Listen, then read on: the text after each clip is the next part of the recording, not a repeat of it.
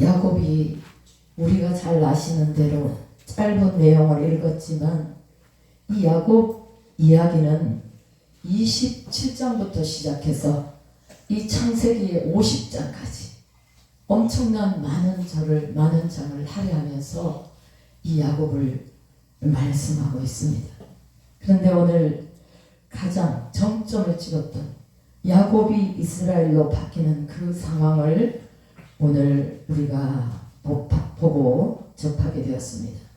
사실 이 야곱은 형의 어떤 장자의권을 뺏기 위하여 팥죽도 팔고 또 결국은 아버지를 속여서 장자의 축복을 받지요. 그리하지 아니할지라도 하나님께서는 이미 태중에서부터 두 국민이 나뉘었다고 말씀하셨고 그 야곱을 하나님은 택하셨다고 말씀하셨습니다. 그런데 그 시간들을 믿음으로 기다리지 못하므로 오늘 이 야곱이 자기 아버지 자신이 태어난 가나안 땅에서 도망자가 되어서 형이 아버지의 곡할 때가 다 되었으니 그때만 되면 내가 이 야곱을 죽이겠다는 형의 그 벼르는 그 마음 때문에 28장 1절에 가면 야곱이 아버지 이삭이 야곱을 불러서 직접 외가댁으로 보냅니다. 어머니가 늘 야곱의 편에 서 있었지만 그런 결정을 한 것은 바로 아버지 이삭이었다는 거죠. 그래서 두 아들을 한꺼번에 잃을 수가 없기 때문에 이렇게 야곱을 외갓집 밧단 아람이라는 그 먼 곳으로 이렇게 홀로 기름을 손에 쥐어서 보냅니다. 이 야곱이 가나안에서 태어나서 밧단 아람에 가서 청년 때까지 살다가 밧단 아람에 가서 20년 동안 그리 녹록치 않는 삶을 살고 다시 이제 하나님께서 말씀하신 가나안 땅으로 돌아오기를 원하고 하나님이 그때 말씀하신 것대로 이제 가나안 땅으로 돌아옵니다. 돌아오는 길에 그 길이 쉽지도 않고 평탄하지도 않고 그리고 또한 그 인생에는 안전함도 일절 없었던 거예요. 그럼에도 불구하고 사실 외삼촌이 뒤쫓아오는 것은 재산 때문이었다고 한다면 오늘 이 형에서는 20년 전부터 이를 갈고 있었기 때문에 자기의 생명을 노리고 있지 않습니까? 생명을 잃어버리면 그 많은 재산이 무슨 소용이 있겠습니까? 그런 상황에서 이렇게 호시탐탐 생명을 누리는 그 형을 만나지 않으면 안 되는 상황에 처했다는 거예요. 많은 재산과 많은 가족을 거느리고 이렇게 자기 고향으로 돌아오지만 막상 그 고향을 눈앞에 두고 약복강 나루에서 결국 자기 자신이 하나님이 도와주시지 않으면 안 된다는 이 사실에 무릎을 꿇게 됩니다. 이렇게 절박한 상황은 우리도 인생 살면서 때로는 겪을 수 있지만 그러나 정말 쉽지는 않다고 봐요. 그래서 이 32장에 하나님의 인도로 야곱이 고향에 가까이 접근하면서 형이 그 소식을 듣고 400명의 군사를 거느리고 지금 야곱을 만나러 쫓아오고 있습니다. 그러니까 앞에서는 자기를 찾으러 오고 이 자기 가족과 모든 재산을 지금 동물을 끌고 이렇게 가는 상황 가운데서 1차, 2차, 3차 이렇게 짐승과 형에게 혹여라도 그 마음을 사기 위해 선물을 준비하고 이렇게 가죠. 근데 이제 자기가 가장 사랑했던 여인 라헬은 지금 임신이 되어 있는 상태잖아요. 곧 아기를 낳을 상태. 그래서 맨 뒤에 사랑하는 여인과 그의 자식과 재산들은 뒤로 맨 뒤에 세웁니다. 1차, 2차, 3차 이렇게 다 해서 세우고 일단 그 사람은 아주 장깨가 능한 야곱이기 때문에 장깨의 왕이라고 할 수 있죠. 그러니까 그 장깨로 살아오고 그 자기의 머리로 이때까지 재산을 모았던 거죠. 그렇지만 막상 그 죽음 앞에서, 형이 죽으려 하는 그 두려움 앞에서는 어찌할 수가 없는 거죠. 그래서 자신의 그 꾀도 소용이 없고 그 모든 지혜를 다 짜도 그 형을 이길 수 있는 방법이 없는 거예요. 사람은 그렇습니다. 야곱의 두려움이 어디서부터 왔습니까? 죄에서부터 왔거든요. 죄를 지었기 때문에 가슴이 떨리고 두렵고 결국 죽을 것이라는 것을 직감하고 있는 거잖아요. 그래서 그 죄 때문에 장자권을 뺏고 팥죽을 주고 장자권을 사고 이렇게 여러 가지로, 아마 성경에는 이 두 가지 사건이 나오지만 그 외에도 수많은 사사로운 형을 놀리거나 형에게 어떤 도전하는 일들이 수다했을 것으로 예상이 돼요. 그래서 이런 위경에서 죄인들이, 우리 모든 사람들이 죄를 지은 상황에서는 보편적으로 이렇게 취하는 행동이 있어요. 그 행동이 뭐냐면 나를 방어하는 거예요.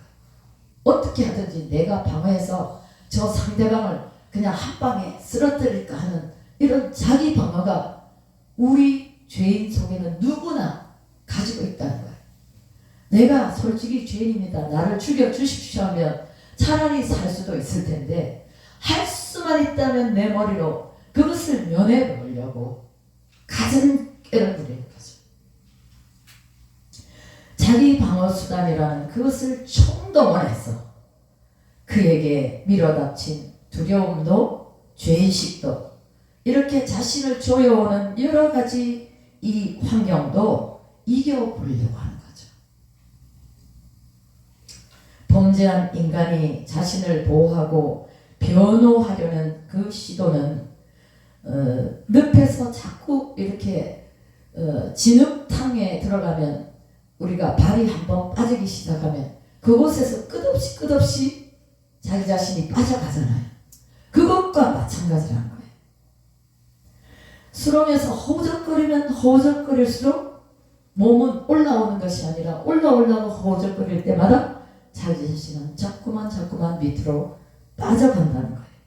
이와 같이 절대절명의 그 순간에서 야곱은 자신의 생애 중에 가장 위대한 일 한 가지를 하기에 이르러요. 그는 여태껏 자기가 의지했던 이 장깨로 많은 사람들을 속이고 많은 사람들에게 머리를 써서 이렇게 외삼촌, 대단한 외삼촌 앞에서도 재산을 엄청 많이 모았잖아요.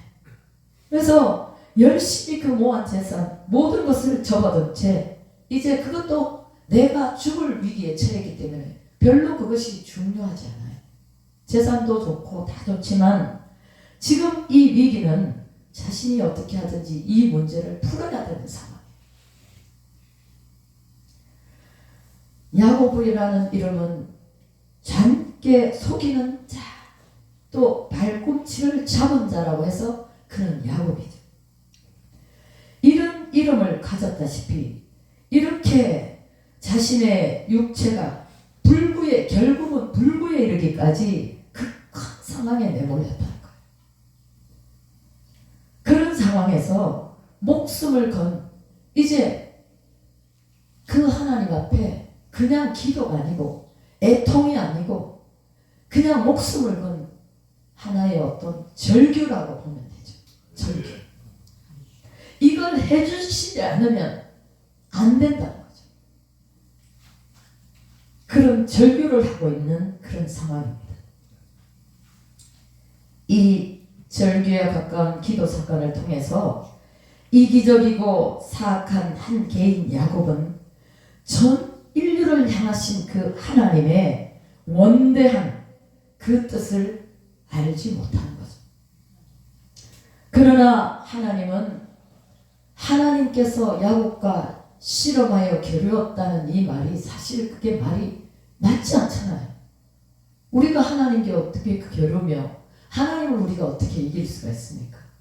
근데 하나님은 사복음서에도 그렇지만 예수님께서도 그렇고 하나님께서도 그렇고 말씀을 우리가 깊이 들어가다 보면 하나님의 사랑이 구구절절 넘치고 넘치는 거예요. 그러니까 져주시는 거죠. 그러면서도 하나님은 이 야곱에게 이겼다고 말씀하시는 거죠. 그래서 그 한 사건을 통해서 하나님은 그를 원대한 처음부터 하나님께서 택하신 야곱을 세우시고 그의 이름을 바꿔주시고 하나님은 그의 얼굴, 하나님의 얼굴을 그와 대면에서 볼 수 있는 그런 은혜를 받았던 것이죠. 나그네로 하늘나라를 향하여 걸어가는 우리 성도의 삶에 고난도 있고 역경도 따르고 때로는 우리 속에 내가 왜 이렇게 살아도 왜 이렇게 좌절될까? 왜 이렇게 외로울까? 주변 사람을 다 붙여봐도 나의 도움은 없어요. 가난하고 비난받고 그런 좌절이 우리 앞에 수없이 옵니다. 사도 바울은 영적인 아들 디모데에게 그 사랑하는 아들에게 목회를 맡기면서 디모데후서 3장 12절 보니까 그리스도 예수 안에서 경건하게 살고자 하는 자는 박해를 받는 이라고 말씀했습니다. 이거 아이러니하잖아요. 하나님 앞에 거룩하게 살고 하나님 앞에 진실되게 살고자 하는데 왜 박해가 따릅니까? 왜 고난이 따릅니까? 왜 아픔이 있습니까? 그리스도 예수 안에서 사는 자들은 형통해가 되지 않습니까? 그런데 하나님의 뜻이 그곳에 담겨 있다는 것입니다. 시편 91편 15절에도 그가 내게 간구하리니 내가 그에게 응답하리라. 그들이 환난 당할 때에 내가 그와 함께하여 그를 건지고 영화롭게 하리라고 하셨습니다. 우리를 그냥 고난 가운데 그냥 비난 가운데 그대로 쓰러지도록 두시지 않는다는 거예요. 오늘 오전에도 그런 설교를 하셨지만 하나님은 우리와 함께 하십니다. 인간의 그 심지어 이 굳은 마음 그것도 기도를 통해서 하나님이 녹여주신다는 거예요. 하나님은 과거의 인간을 바라보시기보다는 현재 우리의 절규하는 심령을 정말 사랑하세요. 정말 사랑하세요. 누가복음 15장 20절에도 탕자가 아버지에게로 돌아갈 때라고 말했는데 돌아간다는 것은 뭡니까? 자신의 아버지에게 받은 그 재산을 다 허랑방탕 다 쓰고 아버지께 돌아갈 때는 회개하는 마음으로 돌아가지 않습니까? 통회하는 마음으로 돌아가지 않겠습니까? 내가 아들로서는 면목이 없으니 이제 품꾼이 되겠다는 각오로 돌아가지 않습니까? 그것이 회개라는 거죠. 그럴 때 아버지는 벌써 먼 데서 그 아들을 기다리다가 그를 보고 시분이 여겨서 달려가서 목을 안고 입을 맞추고 그에게 가락지를 끼우고 새 옷을 입히고 잔치를 하지 않습니까? 하나님은 하나님의 언약에 기초하여 하나님의 영광을 위하여 인간을 구원하신다는 것입니다. 우리가 잘 못해도 물론 회개해야 되겠지만 방관하지는 않으시겠지만 결국 우리를 만들어서 깨닫게 하셔서 결국은 하나님이 예비한 축복을 기업고 우리에게 주신다는 것입니다. 하나님은 하나님의 언약을 결코 외면치 않으신다는 것입니다. 사실 기도를 응답하시는 것이 하나님의 전적인 자비와 은혜라는 것입니다. 우리가 기도를 하면 얼마나 하고 애통을 하면 얼마나 하고 충성을 하면 얼마나 하겠습니까? 작은 것 하나를 크게 보시고 축복하시는 거죠.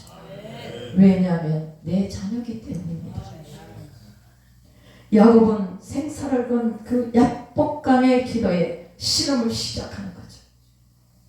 절대절명의 순간에서 자기의 가족이나 노비나 재산이나 심지어 자신의 어떤 잠깨마저 이때까지 살아왔던 경험마저도 다 내려놓고 도움이 아무것도 그 어떤 것들이 자신의 도움이 될 수 없음을 깨닫는 그 즉시 가족을 보낸 후에 최후의 하나님 앞에 엎드리는 거죠. 사실 결정이지만 자신의 결정이죠. 하나님은 이미 그에게 복을 주시려고 준비하고 계시지만 자신은 이 목숨을 건 절규와 어떤 결단이 필요한 것이죠. 그러니까 하나님 그것을 보시는 거죠. 우리가 어떤 마음으로 하나님께 지금 엎드릴 것인가. 야곱은 한밤중에 야복강가에 혼자 남아서 하나님 앞에 단독 면담을 합니다. 그는 혼자 있는 그 시간에 자신의 고독함이나 자신의 감정을 달랠 만한 그런 여유가 전혀 없습니다. 이 시간은 죽음이냐 삶이냐 생과 사를 가름하는 아주 초긴장의 시간이고 하나님만 대면해야 하고 자신의 문제를 해결받아야 하는 시간이기 때문에 그 어떤 인간의 생각도 생각할 수 없는 하나님과 독대하는 시간이 되었습니다.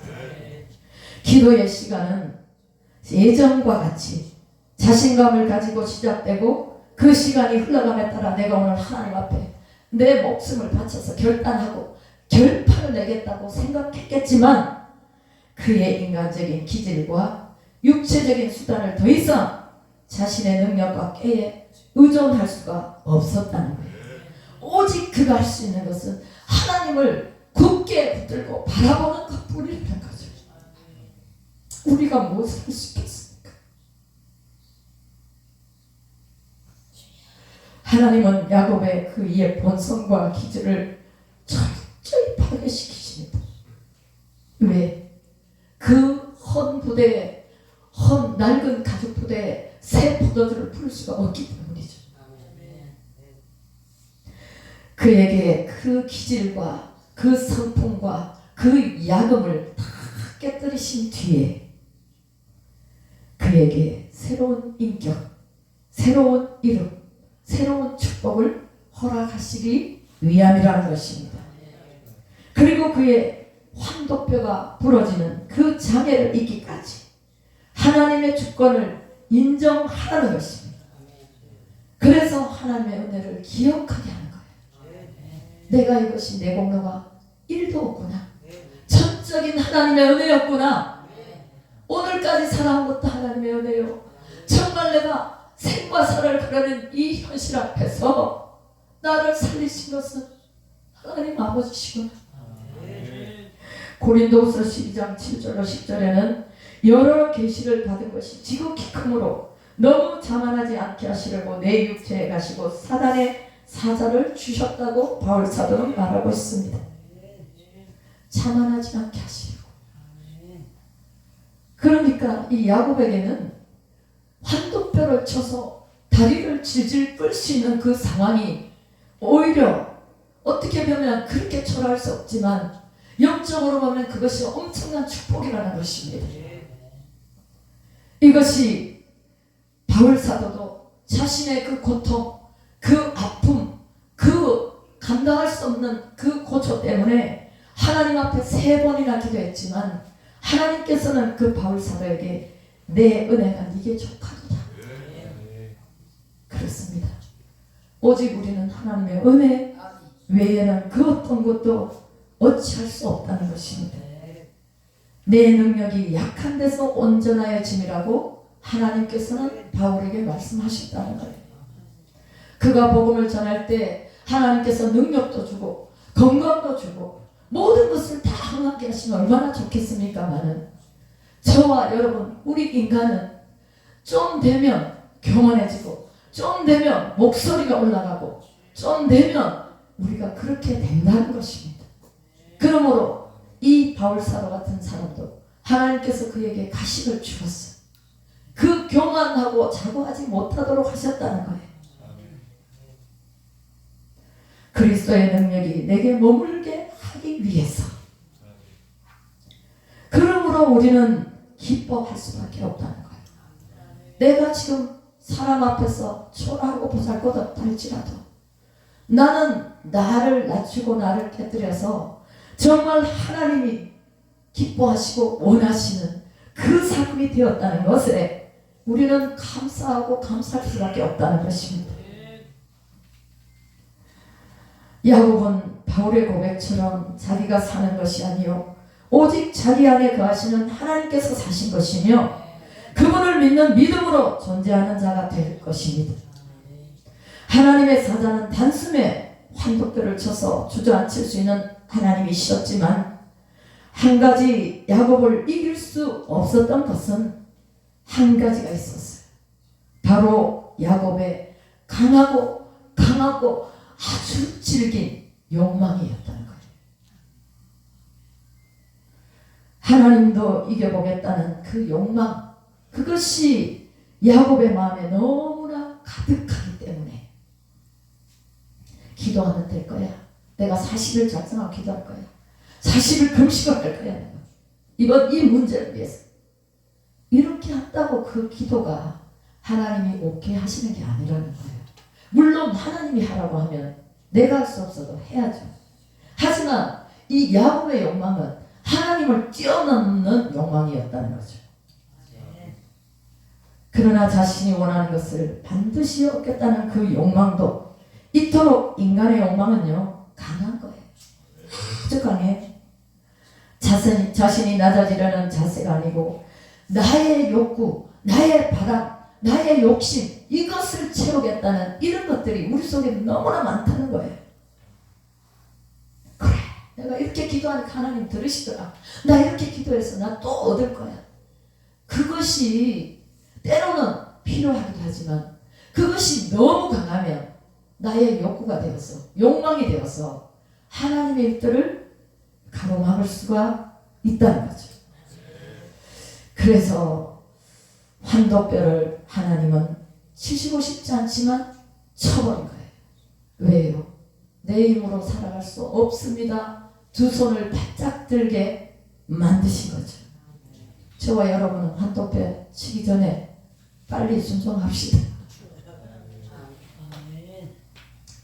사실 웃지만 이 야곱을 돌아보면요. 바로 앞에 선 야곱이 뭐라고 했냐면요.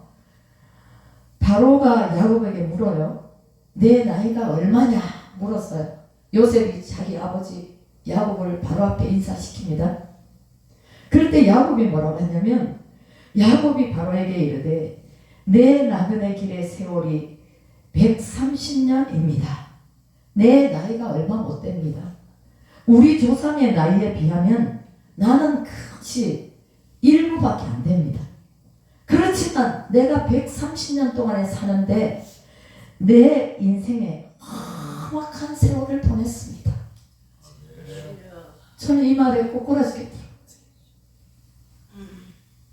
68년이라는 사는 짧은 야곱에 비하면 짧은 생활 살면서 이 말씀을 준비하면서 돌아보니까 부끄러운 일도 너무 많고 눈물 날 일도 너무 많고 억울한 일도 너무 많고 감사할 일도 너무 많고 왜 억울한 일에 자꾸만 거기다가 가담시키느냐면요. 그것을 뛰어넘으라고. 모든 사람을 사랑할 수 있는 너그러운 마음을 가지라고. 우리가 그것이 안 되니까 험악한 연단의 시간.